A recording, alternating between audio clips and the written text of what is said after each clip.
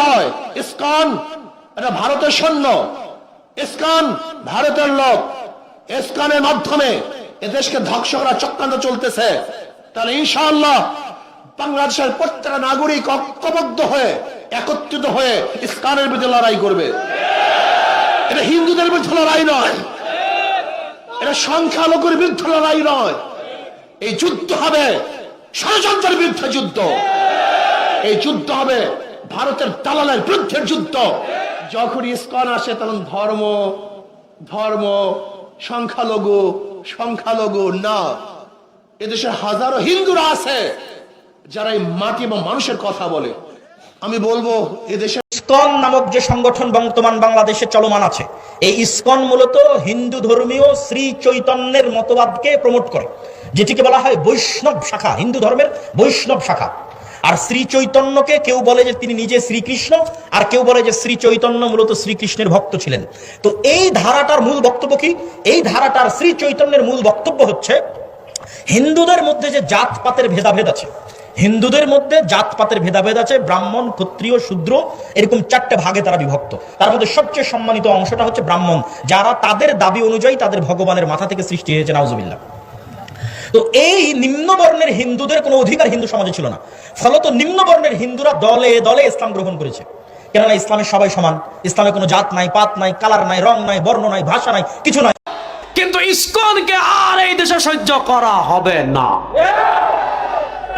ইসকনকে এই দেশে নিষিদ্ধ করতে হবে। দাবির সাথে কারা কারা একমত? ইসকনকে এই দেশে নিষিদ্ধ করতে হবে। যদি না করেন আমরা নিষিদ্ধ করতে বাধ্য করব। সোজা আঙ্গুলে যদি আপনারা সোজা না হন, এদেশের তাওহীদি জনতা ইসকনকে নিষিদ্ধ করার জন্য আঙ্গুল বাঁকা করতে বাধ্য হবে। আর যদি এদেশের তাওহীদি জনতা আঙ্গুলকে বাঁকা করে ফেলে, এই ইসকনের জায়গা বাংলাদেশে হবে না, সোজা মামুর বাড়ি দিল্লি। সুজা মামুর বাড়ি বলেন না, সুজা মামুর বাড়ি। তাহলে যুবকরা দেশ রক্ষার জন্য জিহাদ করতে প্রস্তুত আছে তো ইনশাআল্লাহ? মানচিত্র রক্ষা করার জন্য জিহাদ করতে প্রস্তুত আছে তো ইনশাআল্লাহ? আল্লাহর জমিনে আল্লাহর দ্বীন প্রতিষ্ঠা করার জন্য, কোরআন প্রতিষ্ঠা করার জন্য শাসন আপনারা হিন্দুদেরকে বলুন, ইসকনকে বলুন, দাঙ্গা লেগে গেলে তারা একদিন দেখতে পারবে না। যে আন্দোলনটা শুরু হয়েছে, আমি সেখানেই ঘোষণা করেছিলাম যেন এই গাজীপুরের যে ধর্ষণটা হয়েছে সারা বাংলাদেশ নয়, সারা পৃথিবীতে যেন মুসলিম ধর্ষণ এটাই তাদের শেষ হয়, আর সামনে যেন কোনো ধর্ষণ করতে না পারে, এজন্য আমাদেরকে সজাগ থাকতে হবে। পুলিশ বারবার আমাদেরকে বলে যে আপনারা একটু সাবধানে থাকেন, আপনারা মিছিল মিটিং করবেন না, যে কোনো সময় দাঙ্গা লেগে যেতে পারে।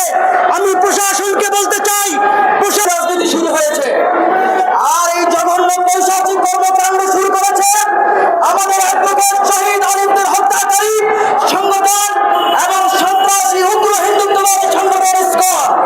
আমরা আজকের এই প্রতিবাদ সভা থেকে দীপ্ত কণ্ঠে দাবি জানাচ্ছি, অনতিবিলম্বে এই ইন্টারিমকে, এই নিষিদ্ধ সংগঠনকে, এই উগ্র সংগঠন ইসকনকে নিষিদ্ধ ঘোষণা করতেই হবে, করতেই হবে।